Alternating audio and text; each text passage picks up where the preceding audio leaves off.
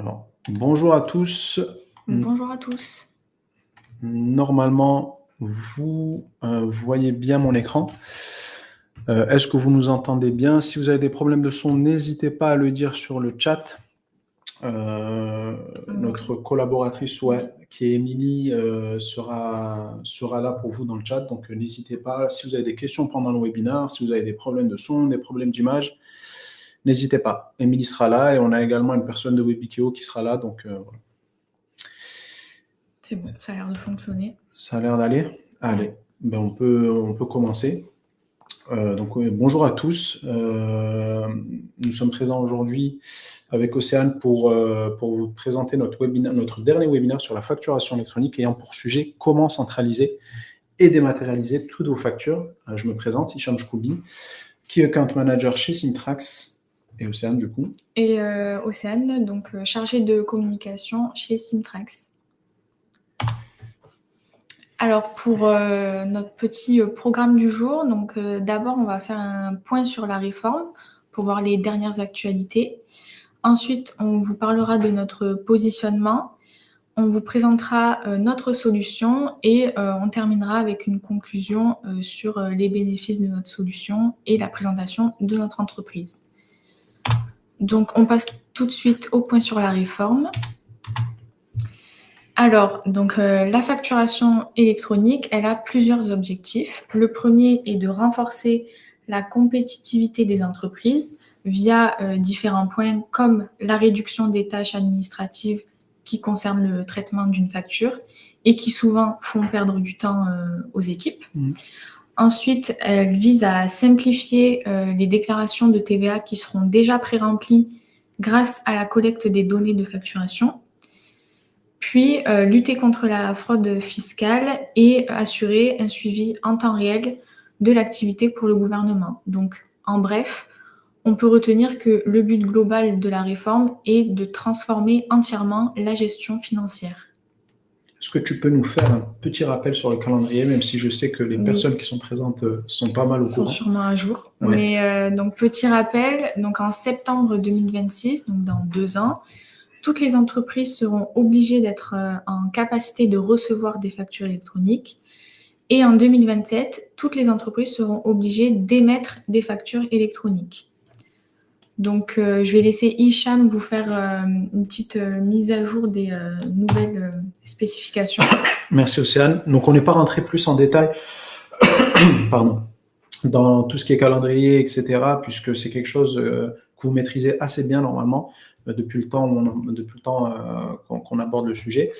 Mais par contre, je vais parler de la nouvelle version des spécifications externes qui a été publiée le 19 juin 2024 et qui justement qui est une mise à jour et qui vise à clarifier les aspects techniques du portail public de facturation et qui introduit plusieurs changements, notamment sur l'annuaire des entreprises, la gestion des factures publiques, donc B2G, et le cycle de vie des factures. Donc, des précisions sont apportées, notamment sur le rejet des factures, avec la suppression du statut à recycler à partir de 2026 et l'importance de la lisibilité des factures. Le statut à recycler, c'est quelque chose qui a été beaucoup utilisé par les entités publiques sur Chorus Pro actuel B2G.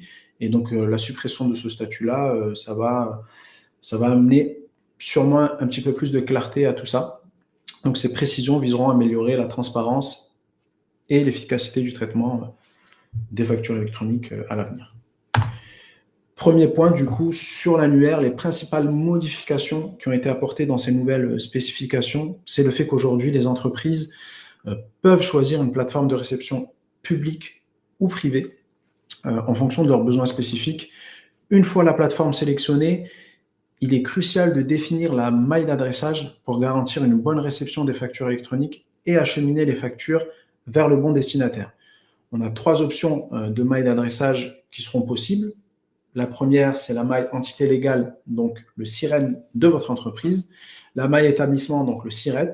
Et enfin, la maille code routage, qui correspond au code service, code GLN, etc.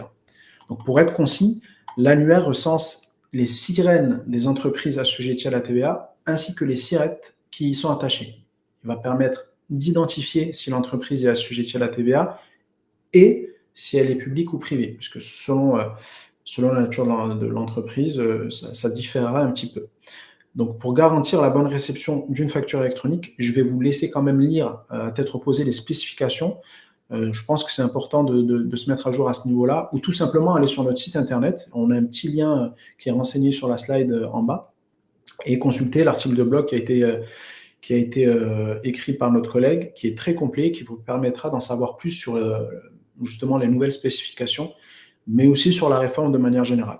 Donc voilà, n'hésitez pas à consulter cet article. D'ailleurs, je pense que sur Webikeo, on vous a partagé le PDF de cette présentation à l'instant, donc vous pourrez creuser là-dedans. Ouais. Second point, le cycle de vie d'une facture. Au niveau des nouvelles spécifications, nous avons également des détails sur le cycle de vie qui ont été apportés. Par définition, le cycle de vie d'une facture couvre toutes les étapes de la création à l'archivage, et le cycle de vie va assurer une visibilité en temps réel du statut de la facture pour le vendeur et l'acheteur. C'est d'ailleurs pour ça que les statuts, c'est d'ailleurs l'objectif, puisque les statuts de facture sont harmonisés pour éviter les abus, notamment en cas de refus de la facture.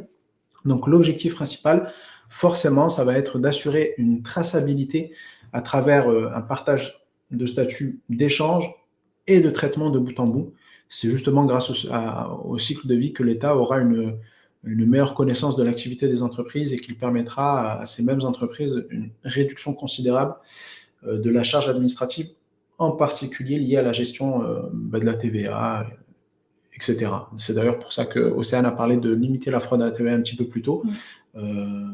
L'objectif, avec ce cycle de vie, c'est d'avoir une plus grande visibilité, en tout cas pour l'État, sur les différents statuts, les différents litiges, etc. Le gros changement sur ces nouvelles specs qui ont été annoncées en juin de cette année, en juin 2024, c'est la suppression du statut à recycler. Donc, pour les entreprises privées, c'est quelque chose d'assez commun. Le statut à recycler, il était utilisé en cas d'erreur, comme un numéro de service ou un numéro d'engagement juridique manquant. Par exemple, c'est des raisons, mais il y en a plein.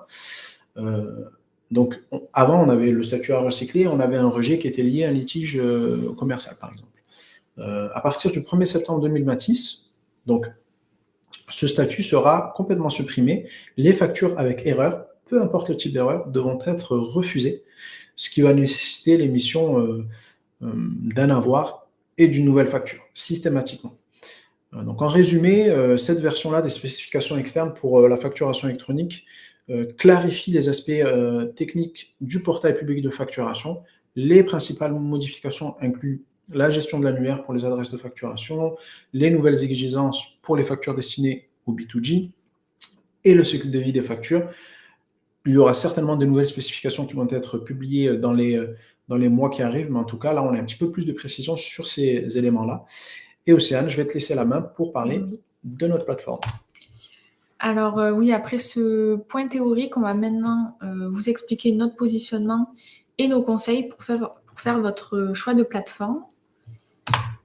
Alors, donc pour mettre en œuvre la facturation électronique, vous avez plusieurs manières en fonction de votre situation. Donc dans le cas où vous avez peu de factures à traiter, vous avez le choix de traiter manuellement vos factures et de les saisir directement sur le PPF, ou bien de mandater une entreprise ou un expert comptable qui s'en occupera directement pour vous.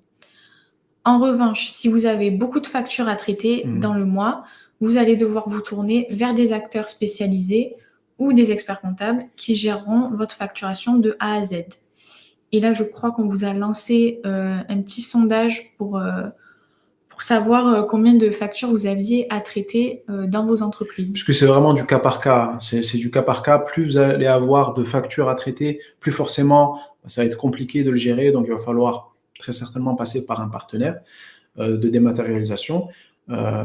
C'est pour ça d'ailleurs qu'on se permet et on a posé d'autres questions un petit peu plus tôt. Oui, on l'a pas précisé. Et voilà, on a posé quelques questions dans les sondages. Il n'y a pas de limite de temps, donc n'hésitez pas à y répondre pendant le webinaire. Un petit peu plus de détails sur notre solution, du coup, Océane. Alors, lorsqu'on choisit un opérateur de dématérialisation, il y a plusieurs fonctionnalités qui doivent être examinées. Comme on l'a dit, on est une plateforme ouverte et un véritable partenaire de dématérialisation car notre solution couvre plusieurs services. Donc, on vous propose notamment la fonctionnalité PDP pour gérer le processus de dématérialisation des factures, le raccordement direct au PPF et aussi l'archivage électronique. Donc ça, c'est les 3 services les plus demandés. C'est pas obligatoire, mais nous, on vous le propose aussi. Voilà. Donc, c'est des questions qu'il faudra vous poser lorsque vous allez travailler sur ce sujet-là. Le chef de projet facturation électronique au sein de votre entreprise devra se poser ces questions-là. Quel est le plus important pour moi? Est-ce que c'est le flux client ou le flux fournisseur? Est-ce que j'ai besoin d'un raccordement direct au PPF parce que ça me va très bien comme ça? Ou est-ce que j'ai besoin de fonctionnalités un petit peu plus poussées sur la partie EDI, etc., etc. Donc, il y a plein de questions à se poser. Mais en tout cas, nous, on est en capacité de répondre à ces questions et de vous accompagner là-dessus. Rapidement, petit aparté, je vais parler du nouveau portail, enfin, ce qui a été présenté récemment, nouveau portail public de facturation, du coup, qui sera mis en place à partir de septembre 2026, avec les nouvelles fonctionnalités sur lesquelles on a ajouté un petit logo PPF en vert. Tout ce qui est toutes les cases où on n'a pas ce logo-là, c'est quelque chose qui était déjà existant du coup. Pour la gestion des factures, on aura une nouvelle interface, par exemple, qui permettra de saisir, déposer, mais aussi de recevoir les factures pour les entreprises privées. Nous aurons des données de TVA complémentaires, ce qui permettra de transmettre les données de transaction et de paiement liées à la TVA. Et au niveau de l'annuaire, nous aurons une véritable une centralisation des données qui va opérer, des destinataires des factures, que ce soit pour le public, pour le public ou le privé. Et enfin, pour moi, la partie qui est assez importante, une des parties les plus importantes, c'est la partie raccordement. Les raccordements, que ce soit EDI, API et suivi des flux, malgré ce que l'on a pu entendre ici et là, seront intégrés dans la nouvelle plateforme. Donc ça, c'est par exemple sur la partie API ou suivi des flux, c'est des choses sur lesquelles on est assez expert depuis maintenant plusieurs années. C'est des choses qui ont été mises en place pour pas mal d'entités publiques clientes chez nous. Et sur la partie EDI, on pourra, au travers de partenariats, proposer des solutions, bien évidemment. On va passer sur notre solution un petit peu plus en détail et je vais laisser Océane présenter la facturation client. Oui, alors ici on a un aperçu du coup du fonctionnement de notre solution dans le cadre des factures clients. Donc Compléo va directement se connecter à votre système d'information pour récupérer les infos de facturation et les traiter. Donc comme par exemple la mise en conformité et mettre la facture au bon format. Une fois que la facture est au bon format, elle va pouvoir être transmise soit sur un portail, soit envoyée par mail, ça va dépendre de votre besoin. Ensuite, Compléo va actualiser le suivi du traitement de la facture pour que les données soient mises à jour et il va directement l'archiver dans Compléo Archivor, donc c'est notre solution d'archivage, ou alors dans votre solution déjà existante si vous en avez une. Merci Océane. Voilà. Ouais. D'ailleurs, au niveau de l'archivage, ça peut se faire en local, bien sûr, oui. Chez vous, si vous avez déjà une solution, ou bien via notre solution Compléo Archivor qui est installée on-premise, ou bien si on doit partir sur de l'archivage légal parce que vous voulez de l'archivage dans le cloud, etc., pour X ou Y raison, parce qu'il y a aussi des certifications qui sont intéressantes à ce niveau-là. Nous, on a un partenariat sur cette partie-là, donc pareil, on pourra vous proposer une solution si les discussions sur l'archivage légal sont mises en place. Merci pour la présentation, pour ta petite présentation sur la facturation client, Océane. Je vais passer sur la partie facture fournisseur, puisque c'est sur cette partie-là où il y a pas mal de choses à automatiser et beaucoup de saisies manuelles qui sont effectuées aujourd'hui par les comptables. Aujourd'hui, au niveau des factures fournisseurs, ce qu'on dit, c'est que notre solution, peu importe le canal de réception qui est utilisé, donc que ce soit par email, via des portails ou via par exemple un réseau comme le réseau PayPal qui est largement utilisé en Europe et dans lequel on est Access Point, peu importe le canal de réception, on va être en capacité de récupérer automatiquement votre facture et d'automatiser tout un tas d'étapes avant la réintégration dans votre logiciel comptable. Donc, dans un premier temps, nous, ce qu'on fait, c'est que, prenons l'exemple, et d'ailleurs, c'est ce que je vais vous montrer dans la démonstration bientôt. Prenons l'exemple d'un fournisseur qui vous envoie une facture par email. Notre solution, ce qu'elle va faire, c'est qu'elle va récupérer la facture et grâce à l'IA de Microsoft qu'on appelle Azure AI qui est intégrée à nos solutions, on va être en capacité de récupérer les informations de vos factures, les informations importantes de vos factures, et grâce au raccordement API qui aura eu lieu entre notre solution et votre logiciel comptable, on va pouvoir communiquer et comparer les éléments entre facture, bon de commande, bon de livraison, etc., etc. C'est ce qu'on appelle le rapprochement documentaire. On peut appeler ça également le three-way matching, donc rapprochement de 3 documents, bon de commande, bon de livraison et facture. Donc, dans un premier temps, ce qu'on va faire avec notre solution, c'est la vérification que la facture est bien correcte. En parallèle, on pourra mettre en place des circuits d'approbation pour forcément améliorer la collaboration au sein de votre entreprise entre comptable, entre comptable et acheteur, entre manager et directeur, etc., etc. On va pouvoir vraiment mettre en place quelque chose d'assez intéressant au niveau de la collaboration au sein de votre entreprise. Et enfin, lorsque la facture est vérifiée et que la collaboration est terminée, que tout a été validé, la facture va pouvoir être réintégrée automatiquement dans votre logiciel comptable, soit via un raccordement API, soit via, on a des clients qui nous demandent de leur mettre à disposition des fichiers plats, que ce soit de l'Excel ou du XML, en fin de processus qui reprend les données principales de la facture. Et du coup, on va automatiser toute cette partie-là. Donc, cette solution, elle a été créée suite à des discussions qu'on a eues avec plusieurs comptables de plusieurs entreprises différentes. Donc, le but est de faciliter la tâche aux comptables au quotidien et du coup, automatiser la réception de vos factures fournisseurs. Je n'ai pas parlé d'archivage parce qu'on a déjà un petit peu parlé. Mais voilà, pour faire un résumé, l'objectif, c'est d'automatiser la réception de vos factures fournisseurs. Je ne sais pas si tu as quelque chose à ajouter. Ça va? Non. Bon, ben je passe à la démo. Du coup, ça va être la démo vraiment de cette slide. Hein. Donc voilà, si vous avez des questions, encore une fois, je le répète, n'hésitez pas à les poser dans le chat dédié. Et moi, je vais partager mon écran, du coup. Enfin, non, il est déjà partagé. Ce que je vais faire, c'est faire ça. Hop. Et là, vous allez voir la plateforme. Alors, ce que je vais faire, c'est que je vais me déconnecter pour vraiment avoir une démo de bout en bout. Le cas que j'ai utilisé, hop, de temps en temps, je vais faire des allers-retours pour un petit peu plus de clarté. Dans un premier temps, du coup, ce que je vais faire, c'est, enfin, la démonstration, c'est l'automatisation de la réception de vos factures fournisseurs par email, ok? Parce que c'est le cas le plus parlant et c'est aujourd'hui, en termes de volumétrie, ce qui est le plus utilisé dans les entreprises privées, ok?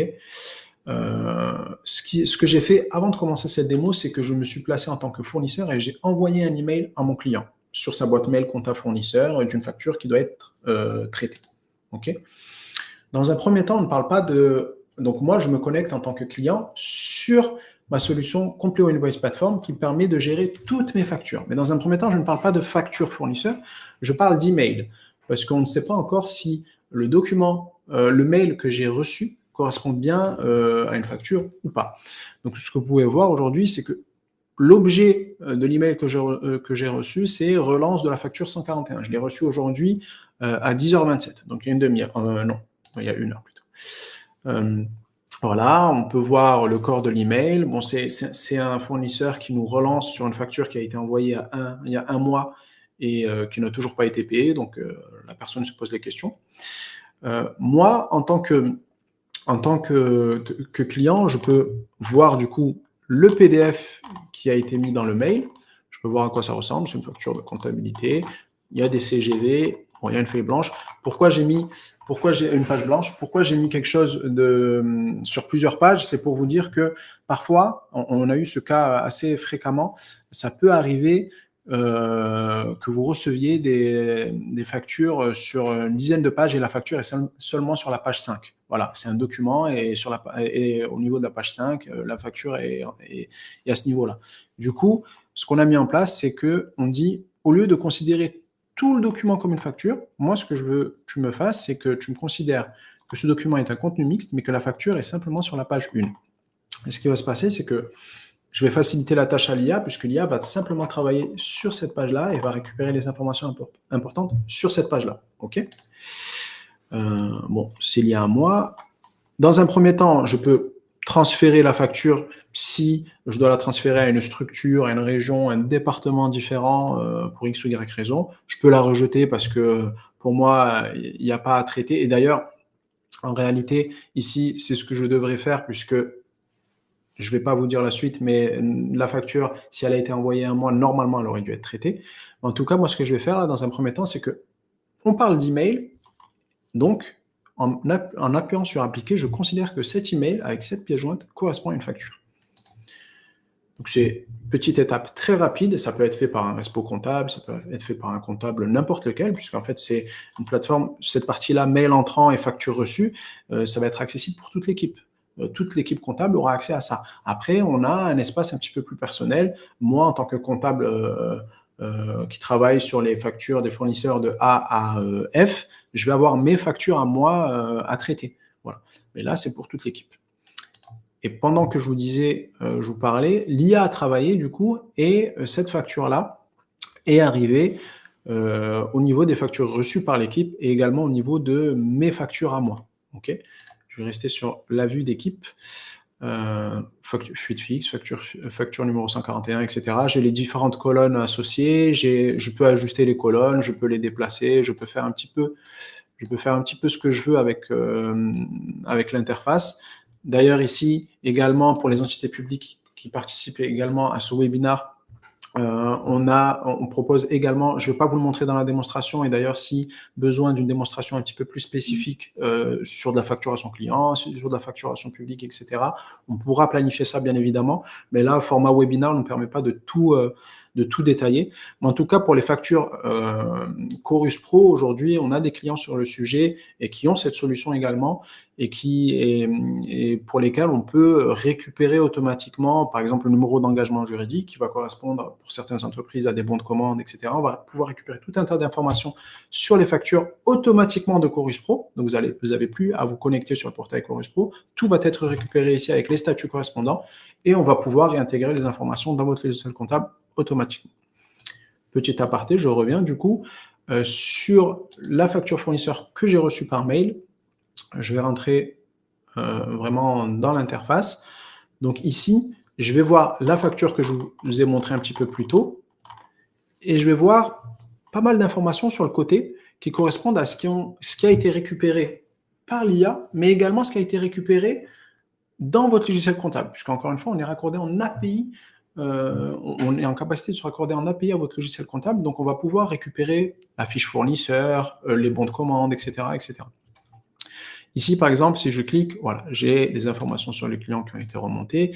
Ici, au niveau de la fiche fournisseur, ça me montre cette case-là, mais ce qui est important de noter, c'est que ces informations-là, elles remontent du logiciel comptable.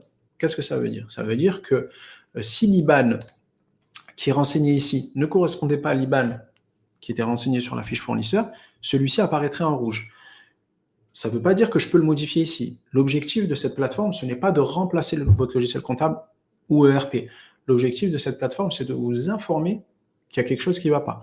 Ici, l'IBAN, s'il est différent dans la facture de celui qui est renseigné dans votre fiche fournisseur, ça veut dire qu'il y a quelque chose à faire. Peut-être qu'en tant que comptable, si l'IBAN apparaît en rouge, ce que je vais aller faire, je vais aller dans un onglet ici et je vais faire une demande de modification de fournisseur, par exemple. Voilà, ça peut être ça. Je vais faire une demande de modification de fournisseur, je vais choisir le manager ou l'acheteur ou peu importe, ou le respo comptable qui va bien, et celui-ci fera les modifications nécessaires et derrière, il y a une réactualisation qui va se faire et ça va très bien, ça va aller. En tout cas, ici, le but, c'est de m'alerter qu'il y a un problème quelque part et c'est vraiment bien parce que pour limiter justement, il y a pas mal de fraudes email qui sont faits dans ce sens-là. On a justement des clients qui nous ont fait ce retour-là, comme quoi ils recevaient des factures qui ressemblaient beaucoup à des vraies factures fournisseurs, mais qui n'en étaient pas. Là, c'est vraiment, ça vous facilite pas mal la tâche et ça peut vous éviter de payer des factures qui ne doivent pas être payées. Et des fois, quand on a pas mal de volumétrie à gérer, on s'en rend pas compte, mais on peut faire des erreurs. Et là, le but, c'est de limiter au maximum l'erreur. Donc, cette partie-là, ce qui est également intéressant, c'est que ici, ce que ça m'a dit, c'est que ça me dit que c'est une facture avec bon de commande. D'ailleurs, je reviens un petit peu plus haut sur le message qui apparaît en jaune et j'ai toujours pas dit. En fait, cette facture, la 141, comme je vous ai dit un petit peu plus tôt, le mail, c'est un email de relance. C'est le cas d'usage, c'est le cas qu'on vous présente aujourd'hui. En fait, cette facture, le 3 septembre 2024, donc il y a une semaine, elle a déjà été intégrée dans mon logiciel comptable. Donc, elle a déjà été traitée. Ce que ça me dit que cette facture est un doublon et qu'au moins une facture existe avec ce numéro de facture. Donc, si la facture était à l'état en cours, bon, ça voudrait dire qu'il y a eu un raté, la facture est toujours en cours de traitement depuis une semaine ou plus, donc il faudrait la traiter. Mais là, la facture est à l'état intégré. Elle n'est pas payée, puisque si elle était payée, on aurait un retour de statut avec votre logiciel comptable et on aurait vu que la facture était payée. Elle n'est pas encore payée, par contre, elle est intégrée à votre logiciel comptable. Donc maintenant, c'est plus sur cette plateforme qu'il faut faire les choses, c'est sur votre logiciel comptable qu'il faut faire le paiement. Okay, également, facture avec bon de commande. Du coup, on voit que cette facture est associée à un bon de commande. Et on peut voir également les lignes en bas qui correspondent aux lignes articles et qui correspondent aux différents, enfin ce qui a été renseigné également dans votre logiciel comptable. Donc, par exemple, la quantité du bon de commande, le montant du bon de commande, le montant livré, etc., etc. Toutes ces informations-là, on va pouvoir les récupérer de votre logiciel comptable. Ici, on peut se poser la question, mais pourquoi je vois tout à zéro? Pourquoi on ne voit pas 145, 120, 210? Encore une fois, c'est parce que cette facture-là, elle a déjà été traitée. Si elle n'avait pas été traitée, on aurait les bonnes valeurs.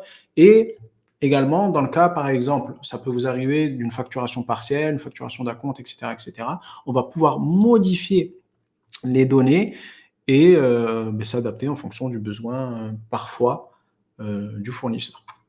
Voilà. Ce que je peux également vous montrer, pour pas trop dépasser, c'est la partie bon à payer. C'est quelque chose qui est assez commun en tant que comptable. Parfois, ça nous arrive ça arrive au comptable, parce que je ne suis pas comptable, mais ça arrive au comptable de faire une demande de bon à payer à un acheteur, par exemple.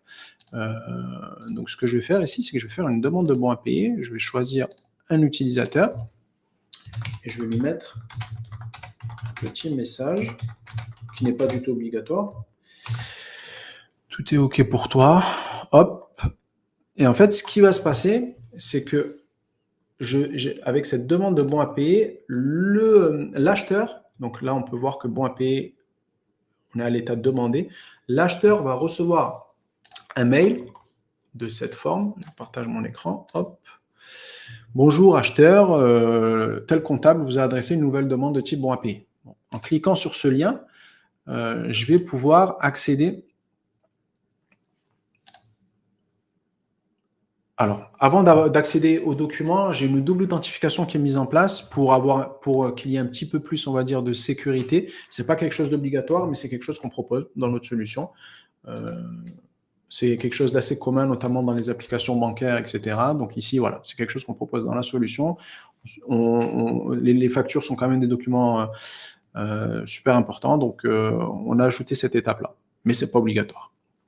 Et j'ai le message de mon comptable qui est une demande de bon à payer. On peut le voir, tout est OK pour toi. Bon, moi, je ne vais pas forcément mettre un message, je vais juste dire que je valide le bon à payer.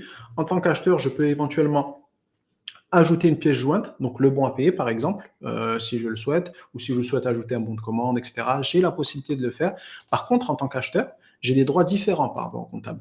Je ne vais pas avoir la possibilité de modifier les données qui ont été remontées, de modifier les quantités, etc., etc. Ça, c'est vraiment le travail du comptable, donc il ne faut pas tout mélanger, entre guillemets. Donc, je vais tout simplement valider le bon à payer. Et voilà, si je me remets sur la plateforme en tant que comptable, je vois que le bon à payer a été accepté. Par contre, le bon à payer a été accepté, mais la facture n'est toujours pas intégrée. Elle est toujours à traiter. En l'occurrence, ici, cette facture-là, je ne vais pas l'intégrer puisqu'elle a déjà été intégrée il y a quelques jours. D'ailleurs, je vais vous montrer. Hop, la facture 141. On peut le voir là. Elle a été intégrée il y a quelques jours, le 3 septembre. Bon, elle a été modifiée récemment, mais elle a été intégrée il y a quelques jours. Par contre, elle est toujours à l'état préenregistré, elle n'est toujours pas payée. Donc là, il y a quelque chose à faire au niveau du logiciel comptable. Mais en tout cas, on n'est pas sur ça. C'est à peu près tout pour moi pour la démonstration. Je ne sais pas si j'ai oublié quelque chose ou pas, Océane. Non, je pense que c'était assez clair. Allez, oui. Bah, parfait. Bon, on revient sur la diapositive. Du coup, facture fournisseur, c'est bon. Donc, bon, vous avez compris, on a montré un petit peu toutes les étapes, mais en tout cas, comme je l'ai dit un petit peu plus tôt, si besoin d'une démonstration un petit peu plus poussée, que ce soit sur la facture fournisseur, que ce soit sur la facture client, que ce soit pour une entité publique, n'hésitez pas à revenir vers nous. On se fera un plaisir, que ce soit moi ou un collègue ou une collègue, de vous faire la démonstration. OK, je vais laisser... Ah non, je ne vais pas laisser, du coup, c'est encore à moi. C'est encore à moi de parler, du coup, de conclure, avant de passer éventuellement à des questions s'il y en a, en parlant des opportunités de la mise en place de cette solution. Au-delà des fonctionnalités qui facilitent la vie des comptables, les avantages sont nombreux au niveau opérationnel. Gain de temps, moins d'erreurs humaines, de vérification d'adressage, plus de contrôle, moins de tracasseries administratives. Aussi, je l'ai montré un petit peu, mais au niveau de la mise en conformité, au niveau de la piste d'audit fiable, je ne l'ai pas montré sur la plateforme, mais j'en ai un petit peu parlé sur les échanges entre comptables et acheteurs. Par exemple, on va pouvoir vraiment avoir un réel suivi des événements qui auront eu lieu. Et ce cockpit de facturation là, qui vous a été présenté va contribuer et simplifier la mise en place d'une piste d'audit fiable grâce à une conservation d'une trace chronologique des informations liées à la facture. Et je rappelle que la piste d'audit fiable, c'est quelque chose d'obligatoire et ça peut être réclamé par le contrôleur fiscal lors du premier entretien en matière de TVA, au même titre que le fichier des écritures comptables, etc. Donc, c'est intéressant que ce soit quelque chose qui soit géré dans la solution. Également, aide à la décision. On va pouvoir définir des schémas de décision en appliquant des règles de validation, de contrôle spécifiques à vos factures. Donc, ça, c'est super intéressant. Et la dernière partie, on en a parlé un petit peu plus tôt, gain de temps, forcément, plus de temps pour l'analyse financière, l'optimisation des circuits d'approvisionnement, l'amélioration l'amélioration de la relation entre clients et fournisseurs. Voilà. Océane, je te laisse parler de Simtrax et de notre savoir-faire de manière générale. Alors, donc, on vient de vous présenter notre solution de facturation électronique. D'ailleurs, merci Hicham pour cette démo. Mais chez Simtrax, on vous propose aussi d'autres services comme la mise en place de la signature électronique, l'automatisation des processus entreprises et le traitement de documents comme par exemple des bons de commande ou des accusés de réception. Et aussi l'intégration automatique grâce au machine learning. Alors, juste un petit aparté sur ces sujets-là. On a pas mal de sujets justement avec des clients sur l'automatisation de la réception, par exemple, des bons de commande. Donc, pareil, ça fonctionne sur le même principe avec l'IA qui intègre à notre solution. Donc, n'hésitez vraiment pas si vous avez un sujet, vous avez une volumétrie trop conséquente sur les bons de commande clients ou bons de commande fournisseurs ou peu importe le type de document et vous voulez récupérer les informations plus rapidement avec moins de saisie manuelle. Ben, n'hésitez pas. N'hésitez pas à venir vers nous, n'hésitez pas à nous contacter. On se fera un plaisir de vous faire des démonstrations sur ces sujets-là. Et maintenant, pour vous parler un petit peu plus de nous, donc Simtrax possède une forte expérience dans son secteur, avec près de 35 ans d'activité et plus de 3000 installations chez nos clients. Comme vous pouvez le voir sur la carte, on a différents bureaux implantés à travers le monde, ce qui nous permet une certaine proximité et une adaptabilité avec des clients internationaux, puisque grâce à ça, nos services sont disponibles sur plusieurs créneaux horaires. Ensuite, un de nos avantages est que notre support technique est géré en interne, donc ça nous permet de mieux vous accompagner dans vos projets et de pouvoir vous suivre sur le long terme et de régler, si besoin, vos problèmes. Enfin, la qualité de nos solutions, elle est certifiée par les formations constantes de nos équipes, par exemple sur les évolutions Microsoft, SAP ou IBM, qui sont les plus courants. Répandus, ouais. Et après, on peut s'adapter. Oui, on peut s'adapter. Après, comme je vous ai dit, là, avec le raccordement API, on a vraiment tout type de clients avec tout type d'ERP logiciel comptable. Donc, peu importe en réalité, mais c'est vrai que c'est important de parler de Microsoft, SAP et IBM parce que c'est des partenariats technologiques et historiquement, c'est avec des clients qui ont ces logiciels-là que l'on travaille, mais on est ouvert à tout et récemment, on a tout type de clients avec tout type de logiciel comptable. Donc voilà, n'hésitez pas, on a une entreprise à taille humaine, Oui. donc on est très, très proche de nos clients, donc n'hésitez pas si vous voulez en savoir plus sur nous. Et on va passer du coup Oui. à la partie de questions. J'ai pas regardé, je sais pas s'il y en a. Alors, vas-y, je t'en prie. Alors, est-ce que ça a été... Ouais. Tac, tac, tac.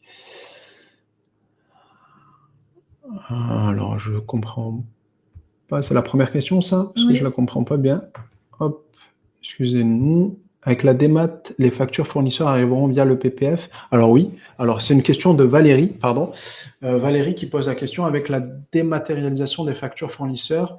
Enfin, avec la dématérialisation, est-ce que les factures fournisseurs arriveront via le PPF? Alors oui, tout dépend des factures.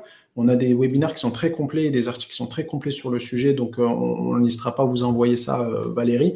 Mais les factures B2B domestiques, du coup, franco-français, seront gérées sur le PPF, enfin arriveront sur le PPF. Donc si vous parlez de factures fournisseurs, vos factures fournisseurs arriveront sur le PPF.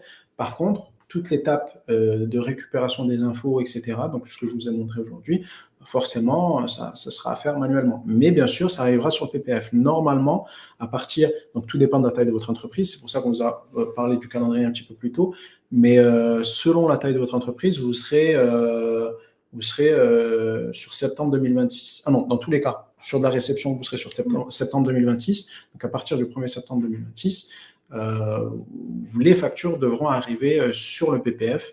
Chaque entreprise aura son compte, un peu comme ce qui est déjà mis en place pour les entités publiques, un compte Chorus Pro, etc. Et nous, ce qu'on va être en capacité de faire, c'est de récupérer automatiquement les factures, les statuts, récupérer les informations de vos factures, les comparer éventuellement s'il y a une comparaison à faire avec les bons de commande qui auront été créés et réintégrer ça dans votre logiciel comptable. Voilà. Alors, Salem qui pose une question. Bonjour, existe-t-il un module de signature et de validation des factures? Service fait avant comptabilisation. Ok, service fait, donc déjà on est sur de l'entité publique. Avant comptabilisation, oui, c'est possible. C'est pas la solution qu'on vous a présentée aujourd'hui pour le coup, mais on est en capacité de proposer une solution qui permet de faire ça, de mettre en place des circuits d'approbation, et de ce que je comprends en interne du coup, pour lesquels on va récupérer vos factures, on va pouvoir mettre en place un circuit de validation et une fois que c'est validé, comptabilisera ça avec une remontée dans votre logiciel comptable ou la mise à disposition d'un fichier plat. Mais c'est possible. Ouais.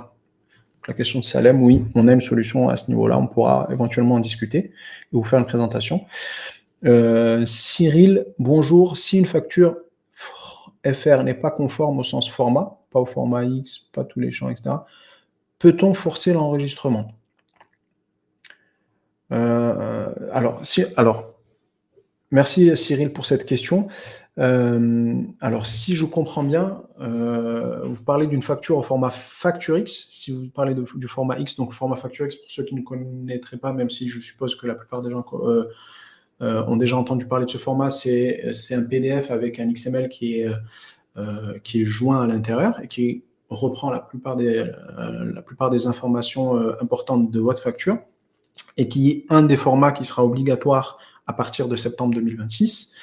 Et la question, c'est si une facture n'est pas conforme au sens format, du coup, peut-on forcer l'enregistrement? Alors, forcer l'enregistrement, où ça? Normalement, non, puisque la facture, elle sera à partir du 1er septembre 2026. Par contre, on pourra revenir avec plus de détails sur cette question, parce que j'ai peur de ne pas l'avoir bien comprise, mais on ne pourra pas forcer l'enregistrement, puisque une facture, c'est un des points les plus importants au niveau de cette réforme, c'est la mise en conformité et la lisibilité de la facture et le respect du bon format.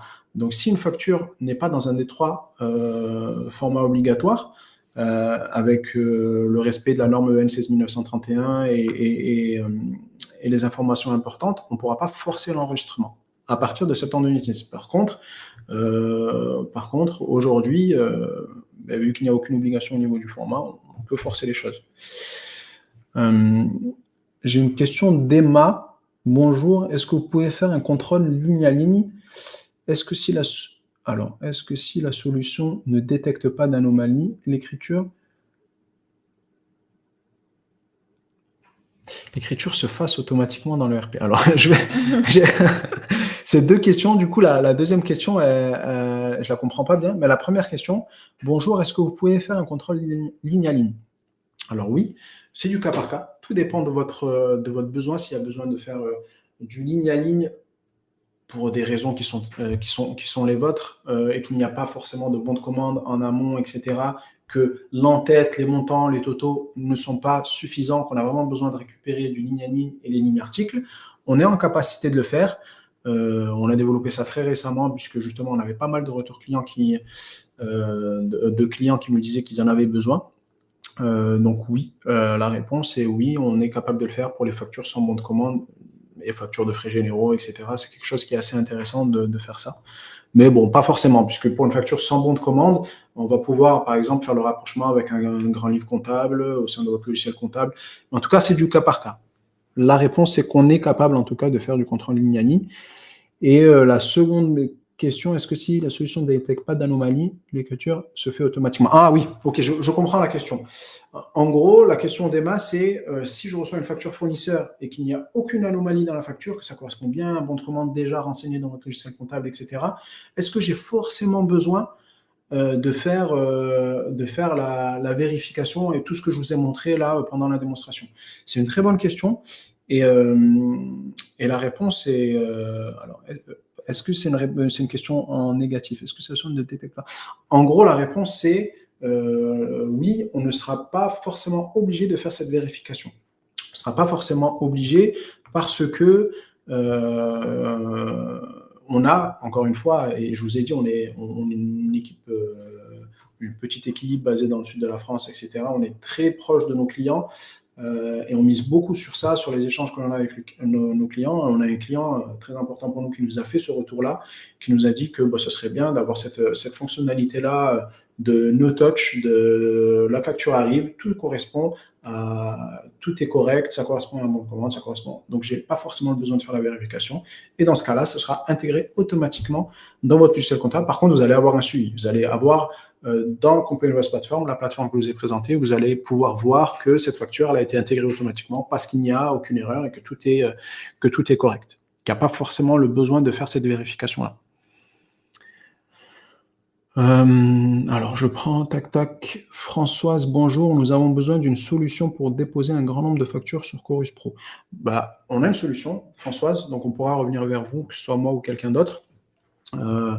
On a une solution, parce que c'est vrai qu'on n'en a pas parlé, et merci Françoise pour cette question. On n'a pas parlé du Chorus Pro en émission, mais nous, ce qu'il faut savoir, c'est que notre cœur de métier, comme disait Océane, ça fait plus de 30 ans qu'on existe, mais notre cœur de métier, c'est vraiment l'émission des documents, la conversion, l'enrichissement de documents sortants. Donc sur ce sujet-là, on est vraiment expert. Et du coup, déposer un grand nombre de factures, automatiser l'envoi de factures sur Chorus Pro, c'est quelque chose qu'on est complètement en capacité de le faire et qu'on fait avec quelques clients déjà. Malika, bonjour. Si on a un expert comptable externe, peut-on lui imposer notre propre système de facturation électronique ou bien sont-on obligé d'utiliser le leur? Alors, pour le coup, Malika, je vais pas forcément... je suis pas sûr de ma réponse. Donc, j'ai pas envie de dire de bêtises. Pour moi, si vous travaillez avec un expert comptable externe, vous n'avez aucune obligation de travailler avec lui sur la réforme de la facturation électronique. Vous pouvez très bien choisir une solution autre que celle qui est proposée par votre comptable externe, par votre expert comptable externe. Par contre, je vais me renseigner un petit peu plus en détail sur le sujet parce que j'ai pas envie de dire de bêtises, mais pour moi, c'est du sens, on va dire, commun. Pour moi, vous pouvez faire le choix que vous voulez sur la plateforme qui va vous accompagner sur la réforme. Vous n'avez pas forcément l'obligation de travailler avec votre comptable. Et malheureusement, il ne me reste pas beaucoup de temps. Est-ce que j'en prends une dernière? où on reviendra vers vous. Du coup, je ne vais pas en Oui. prendre une dernière parce que sinon je peux m'étaler. Mais on reviendra vers vous, hein. Désolé pour ceux auxquels on n'a pas, pour les questions qu'on n'a pas prises du coup. Mais on reviendra vers vous. On a toutes les infos. Je vois des questions de Valérie, Sandrine, etc. On n'hésitera pas à revenir vers vous, soit par téléphone, soit par email. Mais en tout cas, merci beaucoup Oui, merci pour votre pour vos écoute. questions, pour votre participation au sondage, je l'espère. Oui. Et merci surtout à toi, Océane, pour ta Merci à tous. participation. Bonne journée. Bonne journée. Au revoir.